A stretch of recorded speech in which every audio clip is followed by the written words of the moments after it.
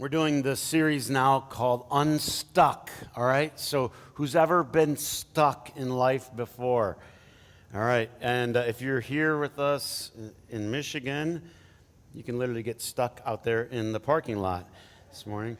We're talking about getting stuck in a lot of different areas, and today we want to talk about when we get stuck in our personal relationships and family relationships.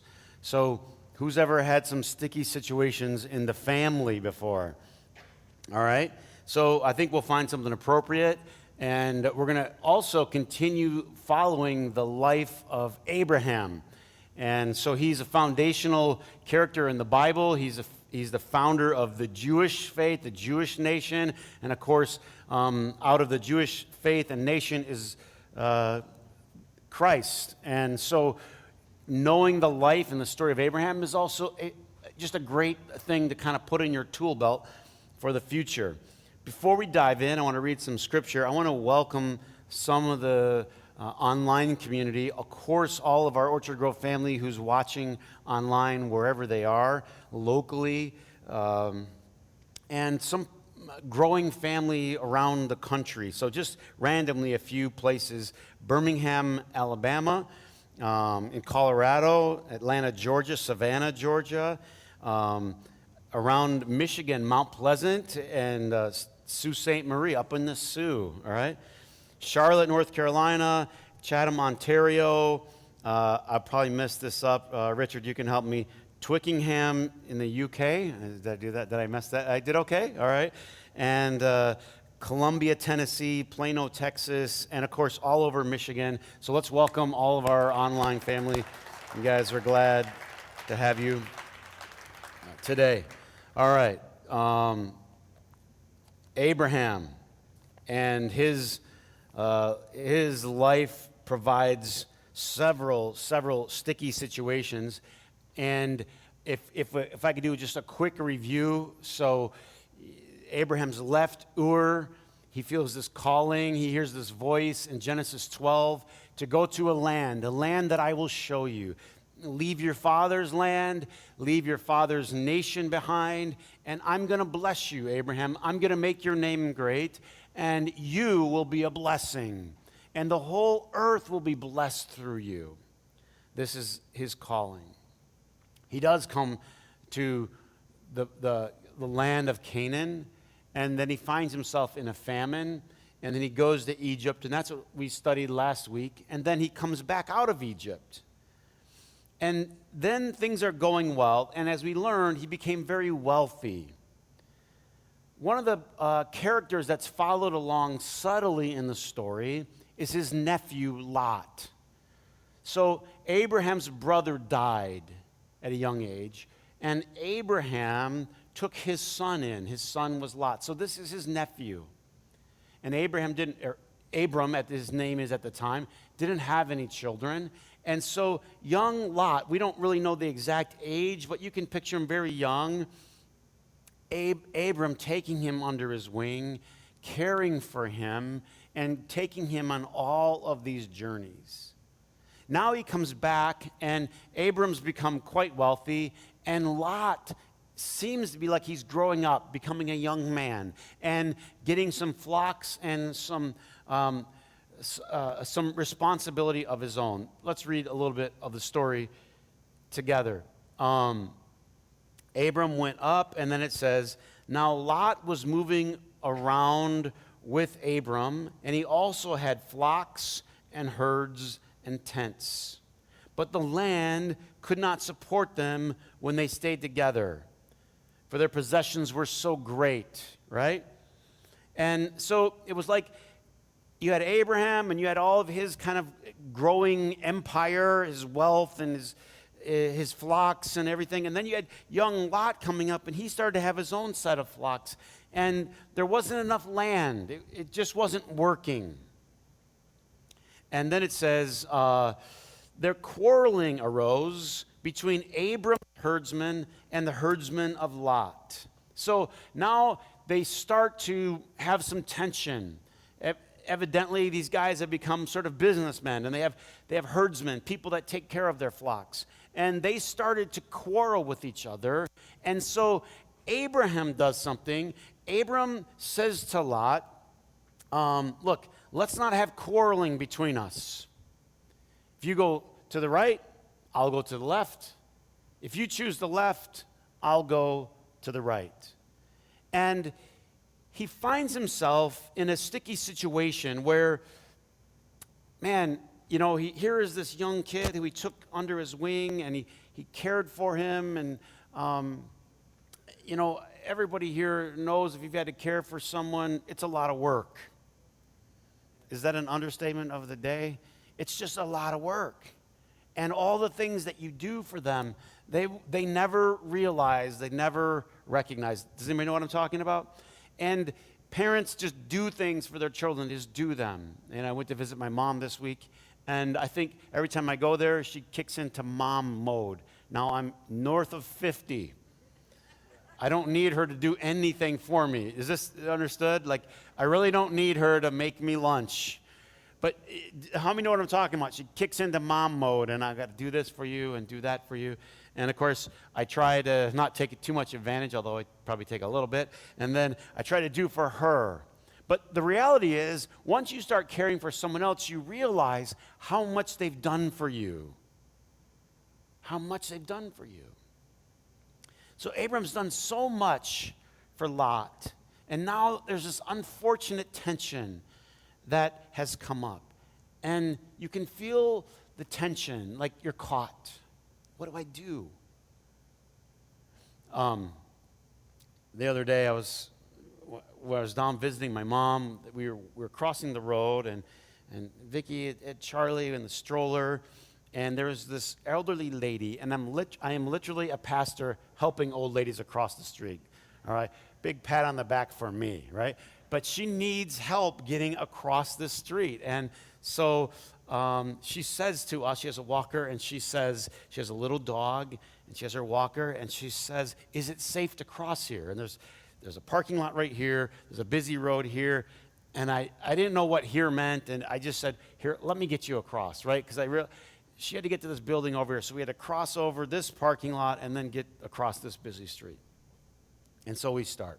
And I learned she's from Scotland, and she's still got an accent, and we start talking about life, and it's a long, slow walk across these two things here. So we got to know each other a bit. And then as she's crossing the second street, I realized that she didn't need to get in this building, but she needed to get in this building, so we have to cross one more street. And I said, well, let me help you across this one here. And because she was okay with her walker, but then all of a sudden her dog sat down, wouldn't go. And it's a little dog, and she pulled on his collar, and the collar came off.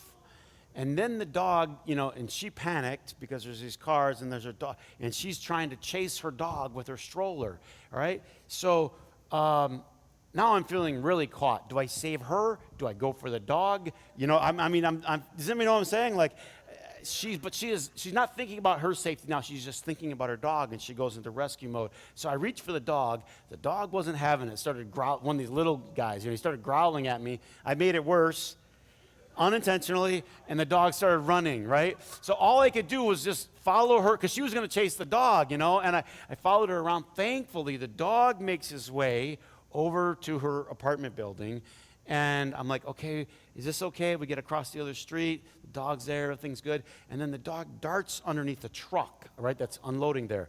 And so I'm stuck. I want to get the dog, who's going to bite me, and run. I want to protect her, and I'm trying to get the driver's attention. Don't move that. Does anybody know? Anybody ever been stuck before? And so you're in these situations, and you feel like if I go this, there's tough consequences. If I do this, there's bad consequences. This is what I'm talking about, stuck.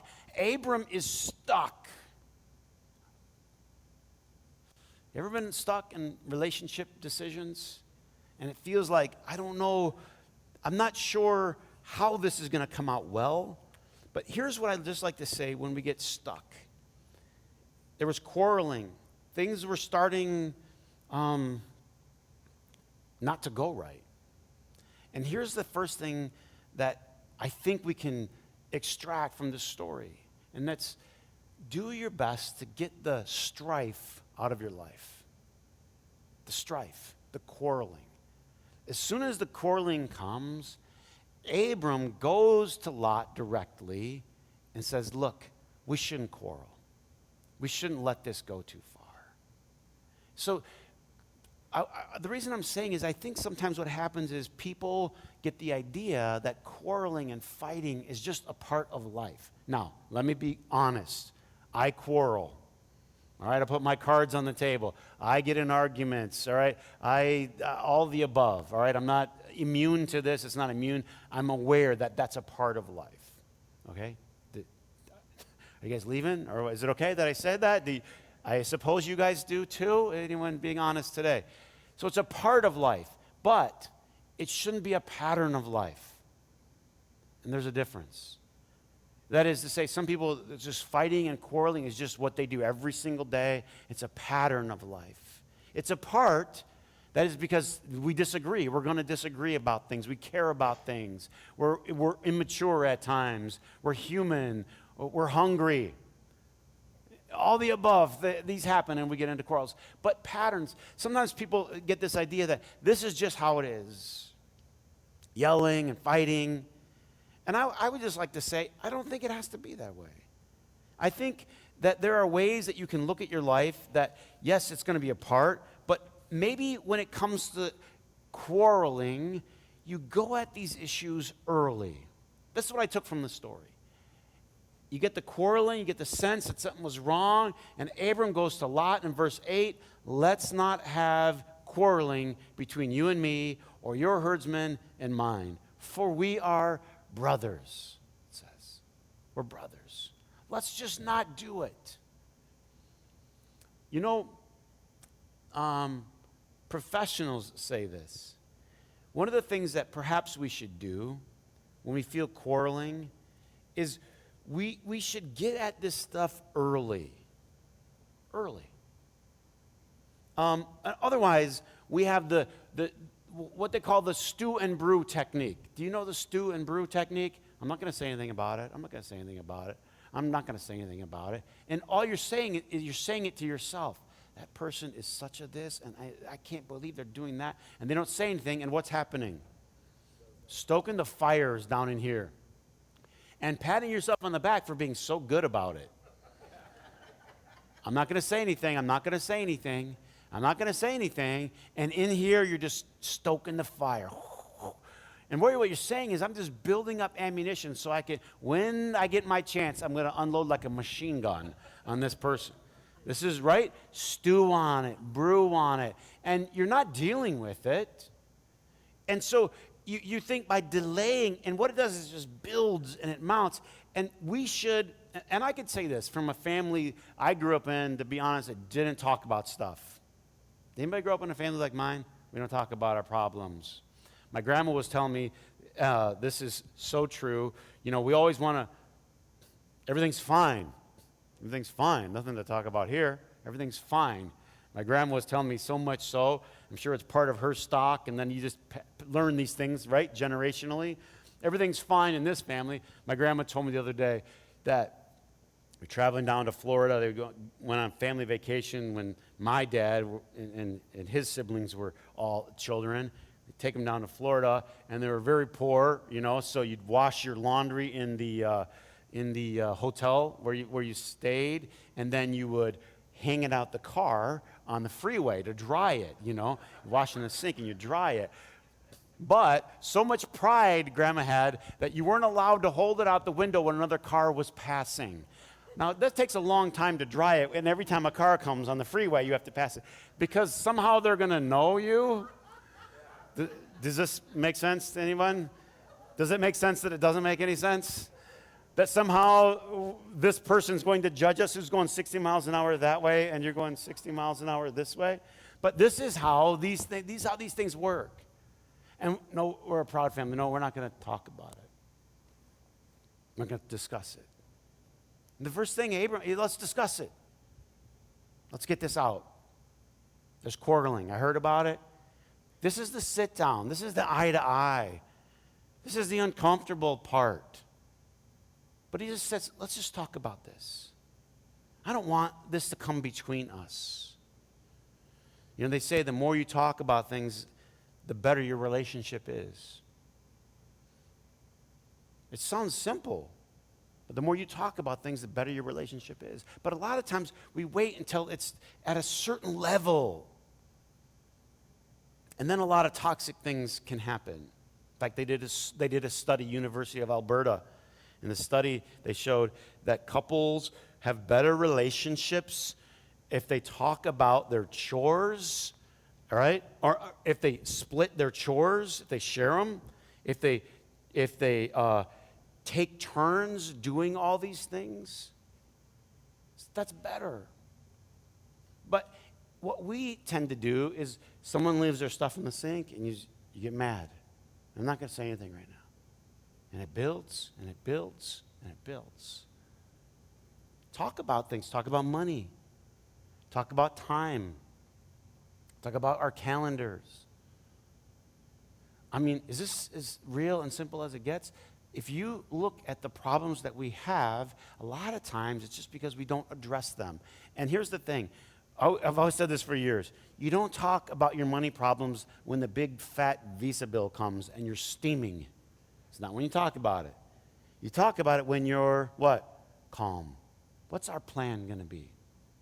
How do we address this? In other words, having regular conversation. Conversation is the tenor of what Abraham and Lot have. Let's sit down. Let's talk about this. Let's not stew and brew. And when you do, and things happen, the pros say, take a deep breath. Ready? Take a deep breath. 1, 2, 3. I want to say this. Take a deep breath. And then take one deeper. Abram and Lot. Now, Lot is like a son to Abram. Abram doesn't have any children yet. This is his kid. Lot doesn't have a dad. This is also a father-son tension. This is a difficulty parent-child relationship. This could be a mentor-mentee breakup or a business partnership where, hey, I sponsored you. Hey, I helped you get where you are. And then you're going to turn your back on me? The thing they say about young boys becoming men is that they're going to fight for their independence. And this is only natural, it's only right. In other words, there's going to come a time in Lot's life where he's going to want to have his own business, his own flocks. Not dad's, not Uncle Abram's. I want to have my own. Anybody been through this? Remember when you were a child? Remember when you were a teenager? I just want my own. I want my own car. I want my own apartment. I want to make my own rules. I want to make my own bedtime. Anybody been there? Now, what's the funny part? We don't understand when our kids do. Right? And then our kids get to that age and they always want their own way. And all we have to do is rewind the clock in our head and go, what was I acting like when I was 18? Mom, I so love and appreciate everything that you do for me. And is this how we address? No, Mom, you don't know anything about anything. And I'm going to set you over here for about 8 years in Ignorantville, right? And I'll come visit you 9 years from now. This is kind of how the whole thing works. Abram's raising Lot. Lot needs to be on his own. Now there's a cycle. This helps if you can get this model in your head. Dependence. Young child, dependent. I need you. I need you to clothe me. I need you to feed me. I need you to bathe me. I need you to do everything for me. And there's a slow journey from dependence to independence. And when they get to their teenage years, they just start pushing. Well, I guess it's starting at 2, but anyway, when they're really in earnest at 12, right? I can do it myself. I can do it on my own. Please. And what we need to do is respect this as a part of the journey. See, I think the underlying thing is Abram could respect Lot's growing up. He's becoming a young man. We need to respect this. Let him become a young man. Let him strike out on his own. Talk to him as an adult. There's the kicker. This is free for everybody. One of the hardest things to do is to change that conversation from I'm telling you to let's have a talk. I don't know if you caught that in the thread of this story, but now Abram's talking to Lot, and the conversation is different from parental, from authority to peer. Hey, let's not have any quarreling. Not you're going to do this and you're going to do that, but hey, I tell you, one of the greatest things I've seen parents do with their kids is when they get to the right age and they change the way that they talk to them. Can we have a conversation about this? And it's perceived by the child, this is two-way now. You have a voice here. But here's the reality, and we'll come back to it. You can just, this is free. You can just tell them at this age, you're fighting for your independence. But you're always, remember this, you're always going to need your mom. You're always going to need your dad. And your dad's always going to need you. Because what you're going through is this phase. It's called independence. But the reality is all of life is interdependent. Dependence, independence. And then when you mature, when I said they come back 8 years later, interdependence. Hey, Mom, we're pregnant. Can you give me some advice? Hey, Mom, can you watch the kids? Hey. In other words, what you realize is you're always going to need the other person, and the other person is always going to, what? Need you. We're all interdependent. We all need each other. And so you go through this phase. It wouldn't be long. We're about one chapter away from Lot realizing how much he needs Abram. He's going to get in his own sticky situation. He's out on his own, and right away things go bad for him. Anybody ever seen this? When the kid moves out, I got it. And it ain't 3 months later, and they don't have it anymore. And this is exactly how this story goes. But I think one of the things that needs to happen is we just have to say, it's okay. Strike out on your own. They're not going to do it perfectly, but they're going to do it, and you start to change the way you relate to them. So what I just want to offer is this. Have conversations. When things get sticky, have conversations. Conversations are so much better than blow-ups. Second thing is this. In this story, and in Abraham's life, we learn it's important that you have your own relationship with God.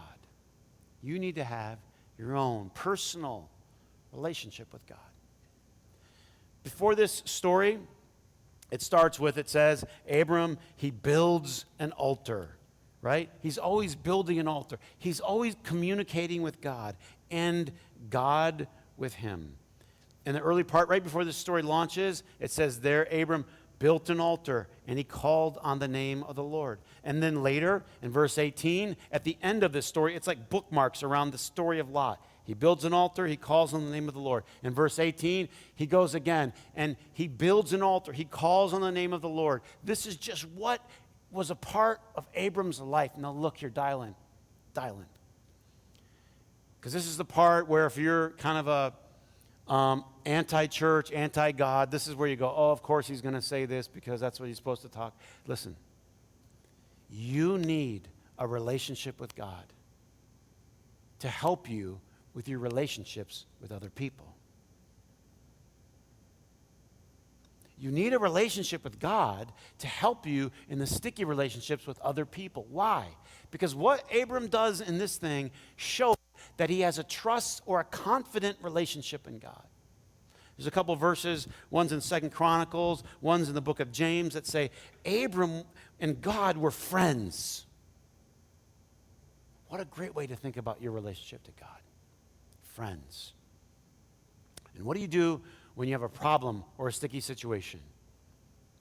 You call anybody? Call my friend. Hey, man, I don't know what to do with my kids. I don't know what to do with this problem. I don't know what to. You call your friend.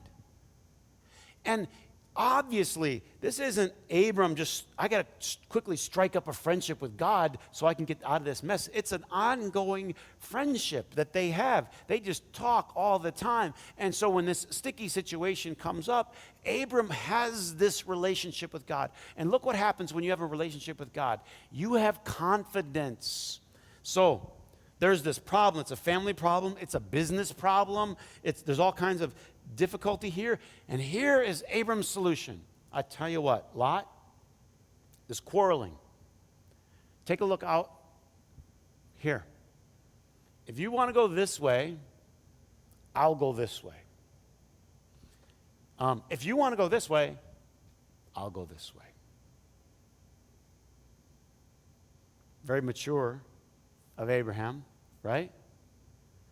What would allow someone to do that? See, to me, when you have a relationship with God, it builds confidence. What's the confidence? God will take care of it. God will take care of me. I don't need to micromanage everybody's decision and everything that they do and worry, oh, they're going to get away with something. Oh, they're going to get ahead of me. Oh, there's not enough to go around. All the things that people panic and worry about. Why don't you take this way? Or you prefer, you can take this way. Lot chooses one way that looks appealing to him. We'll get into that decision later because it was a way that may have looked good on the outside, but maybe wasn't so good on the inside, but as young people do. And Abram took the scraps. I'll take the scraps. I'll take what you don't choose. And they go their separate ways. And we will find them reuniting in a future chapter, but think of the wisdom of this decision. Abram wasn't letting Lot walk on him and say, well, you can just take it all and I'm a nobody. No, we're going to create a solution here. But you know what? I'm going to give deference to you. You pick the direction that you want. Do you see what happens when you have a relationship with God? It lets you relax. Why? God's going to take care of me. God's going to give me everything that I need. God's going to provide for me. It allows you, the old saying, let go and let God. Let go. You're not trying to influence him. I think this would be better for you. You just pick. One of the great problems we have as humans is we have this scarcity mentality. There's not enough.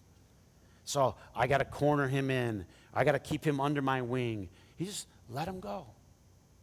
If you want this, take this. And God will take care of me. It's so freeing in your relationships when you start to believe that God is your friend and that God's going to take care of you. A lot of times I think the panic comes in our life and our relationships when we worry too much. Well, what if they get this, then what am I going to get? And if that happens, then what's going to be left for me? Instead, God's going to take care of it. God's my provider. God led me here in the first place. And remember this, no person can take away what God has given and promised to you. So this story ends with God saying to Abram again, he says, all right, Lot chose this way, which is the way towards what you will know, a story you know or have heard of, Sodom and Gomorrah. And so Abram takes Canaan, which becomes the promised land. And so he says to him at the end, now, Abram, look at this. It's like God goes, come here. Look. As far as you can see, I want you to walk all over this land. I'm giving this to you. What we all need to fix our relationships with other people is reminders from God that he's going to take care of us. I'll take care of you. Don't worry about it. We know, but we need reminders. So again, and you'll see this happen over and over in Abraham's life, he gets a reminder. That's what we need, just to calm us down a little bit. If I were to say to you, do you know that God's ultimately your provider? You could go, yeah, I know that. But I need I need some reminders. And these are the things that help us, they settle us down. Don't get too involved. Don't get too worked up. Here's what I want to close. Sometimes there are seasons in life. Do you guys realize about seasons of life? They're just seasons. I mean, for a while, the season was, Abram, you take care of Lot. You got to raise him. He's your boy. He's your guy. And then he's going to outgrow that. And the relationship needs to, what? Change. And sometimes you're in a relationship or you're part of a business or you started something and then it's going and it's growing and then it's time to let it go. I was talking to a friend of mine who had a business and he was telling me, he went through this whole scenario and he said, I just learned it was time to just let it go. It had boomed and it had grown and done all this thing. And all of a sudden, things in the world changed and it was just time. He's like, it was so wonderful, and I had all these great memories, and I wanted to hold on, but I realized I just had to let it go. So this was a season, and now the season was changing. It was time to let go of this season. So Abram could move into the next season of his life, and think about this for a minute. A big part of the promise of Abram's life is his family. He still doesn't have a son. I think letting go of Lot helped prepare him in his heart for the next thing that God had for him. How many of you know God has something in front of you, but you have to let go of the old thing? Huh? He's going to prepare your heart. You let go of this. Just let go of this. It had a great season. It was a great run. Now I'm bringing you into a new season. I'm doing something new in your life. Here's what I'm saying. Don't miss out on the new thing that God's doing because you're holding on to the old. God's going to birth something new in Abram, something beyond what he could think or, as Paul wrote, imagine. This relationship, I'll close here, this relationship that Abram has with God, this friendship, it's foundational. It's not an auxiliary thing over here. And I think for us, we need to realize our relationship with God needs to be foundational, not auxiliary. I meet a lot of people who, their church or their Christianity is something like it's like a bolt-on. You know what I mean? It's like an add-on. Like I got my car, and then, I just want to get like an air conditioner package added on. I don't want to just bolt on, but I'll take care of the main things. And that's not really how it works. Your relationship with God it's a whole new vehicle. You scrap the old one and step in. God is a part of every part of your life. Because if God is there, like he was with Abram, he's always building an altar and calling on the name, building an altar. In other words, it's his own personal way of doing it, but it was a personal relationship that he had with God, and it sustained him. And then, this is what's key, from that, he could handle all the ups and the downs and the sticky situations in life. Someone will say, they're on the outside, or you have a daughter, son, I don't believe in all this God stuff. Listen, everyone builds an altar to something. Everyone builds an altar to something. Everybody worships something. What you need to do is just figure out what you're going to worship in your life. Everybody does. They may not call it worship. They just call it spending time. They may call it a hobby. It doesn't matter. Everybody worships. And so you just have to figure out in your life what is going to be the foundational part, the worship part of your life. And then, as you'll see in Abraham's story, God gets him out of another sticky situation, right? He lets his nephew go, and God takes him to a new place and opens his eyes again and says, look, Abram, all that I have in store for you. You know what? God has good things in store for you. He really does. And sometimes it's these sticky things that help us to let go so that we can move on to the next thing that God has for us. Life is a journey. Life is constantly moving, changing. So don't think of your life as a photograph. Think of your life as a movie. If you think of it as a photograph, you're going to be stuck trying to replicate and reproduce one scenario or one Christmas that you had 8 years ago. It just keeps moving. Just like Abram's life, just your life keeps moving. But through the highs and the lows and the sticky and the difficult and the challenging, God's with you. And God's always taking us to a better place, to a promised land, if you will. But we need to have that foundational relationship with him, that friendship relationship with him, so that we can keep communicating and stay calm. And we don't have to worry and fret the things that come our way.